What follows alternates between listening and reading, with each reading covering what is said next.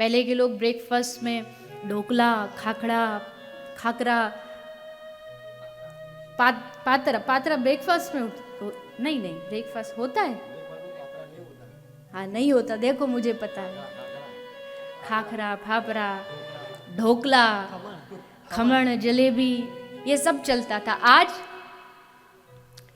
नीली गोली, पीली गोली, वाइट वाली, और आजकल तो ये अभी भारत में इतना ट्रेंड में नहीं आया पर विदेश में तो खूब है। वीकली जो 7 डेज की मंडे ट्यूसडे वेडनेसडे 7 का एक डब्बा होता है, उसमें एक दिन की सारी दवाई पूरी पैक होती है।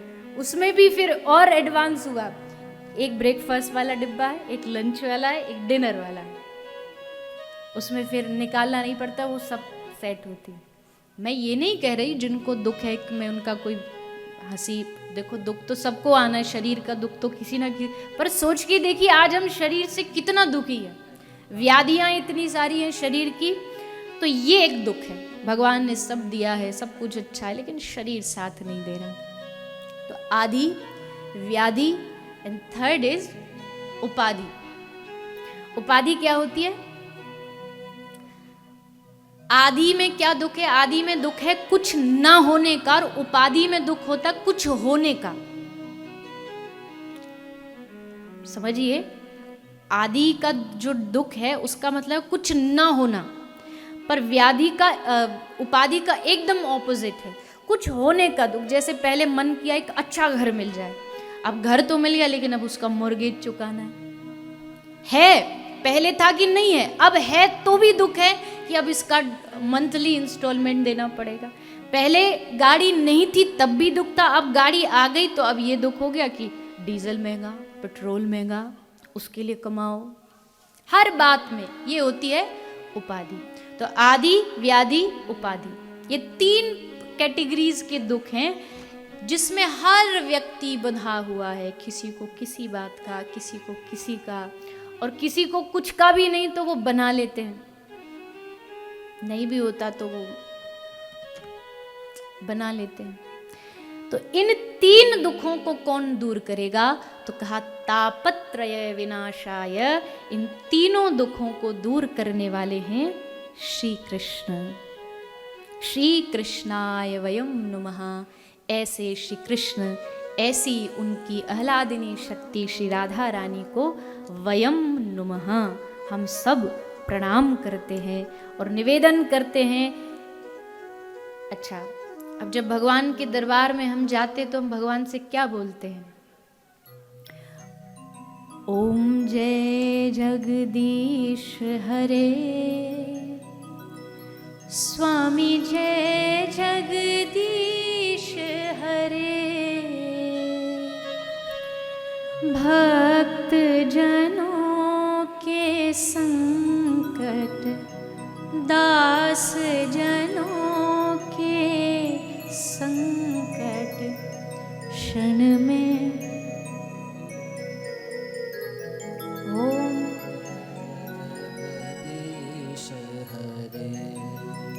ये बात बिल्कुल सच है। ये बात श्री शिवानंद स्वामी ने लिखी है, ये आरती।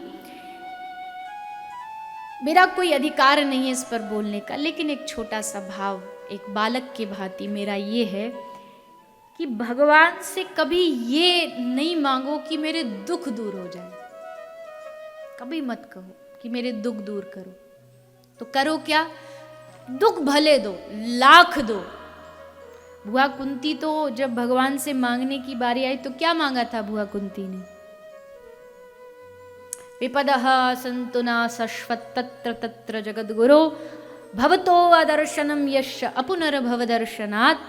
अगर कुछ देना चाहते हो तो दुख दे दो, दुख मत दो, ये मत मांगो। हाँ प्रभु, दुख से लड़ने की क्षमता दे दो कि मैं उसमें घबराऊं, मैं निराश न हूं, मैं तुम्हारा द्वार, तुम्हारा शरण छोड़ के भाग ना जाऊं कि अरे अरे ये तो कुछ संभालने वाला नहीं है, ये मुझे क्या बचाए। ये नहीं हो, बस शक्ति मिल जाए मेरे भीतर उनसे लड़ने की, उनसे युद्ध करने, बस इतना दे दो। दुख दूर करा के करेंगे क्या? आज तक किसी के दूर हुए? यहाँ है ऐसा कोई बैठा महापुरुष जिसके जीवन में आज तक कोई दुख नहीं आया हो?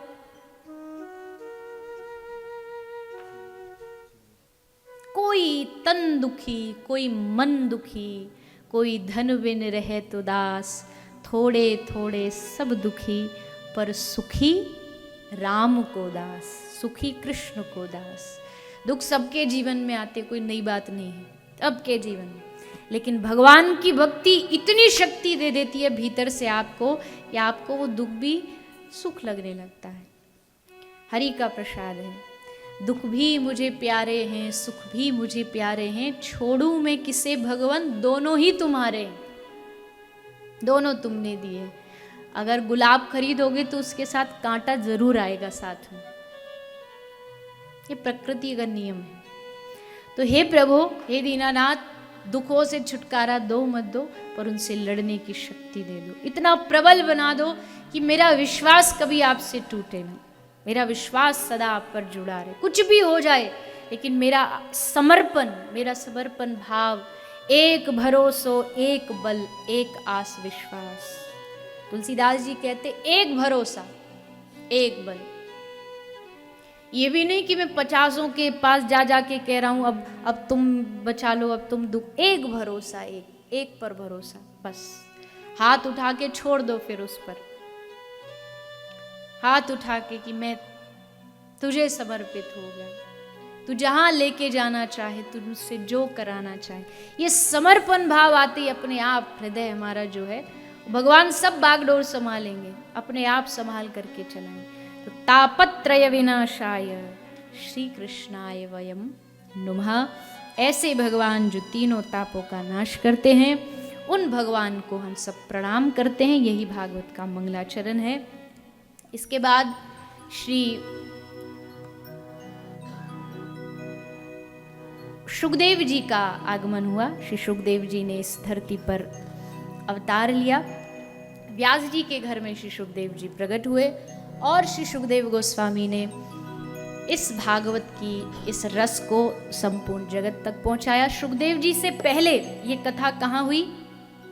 नैमिषारण्य तीर्थ में 88,000 ऋषि विराजमान हैं और उन 88,000 ऋषियों को श्री सूत जी आकर के कथा सुना रहे हैं। सूत जी से सबने प्रश्न किया कि हे प्रभु, हमें कथा सुनाइए, और कथा भी ऐसी नहीं, कथा सारम, हमें कथा का सार सुनाइए, क्योंकि आज सुनने का लोगों के पास टाइम नहीं है।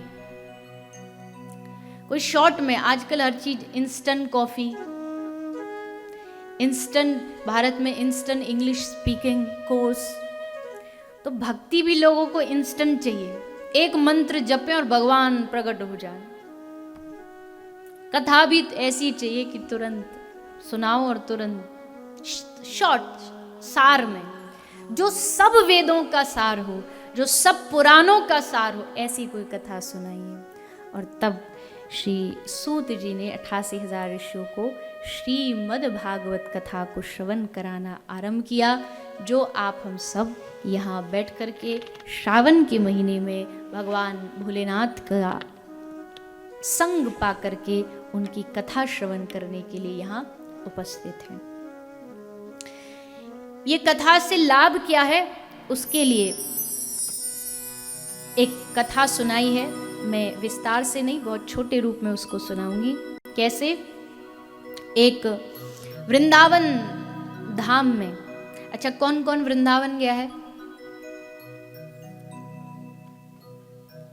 कितने नहीं गए? थोड़े ही हैं, ज्यादा नहीं है। लेकिन वृंदावन धाम की महिमा अभी हम सुनेंगे। अभी तो 7 दिन है। श्रीधाम वृंदावन में क्या होता है? वृंदावन में भक्ति नृत्यति यत्र, वृंदावन में श्रीधाम वृंदावन में भक्ति नाचती है, भक्ति नृत्य करती है। भक्ति है सब जगह, हर स्थान पर है भक्ति, पर सब जगह भक्ति बैठी है। पर श्रीधाम वृंदावन में भक्ति नाच रही है, नृत्य कर रही है। पग घुंघरू बांध मीरा नाची रही। श्रीधाम वृंदावन में भक्ति देवी आज विराजमान है।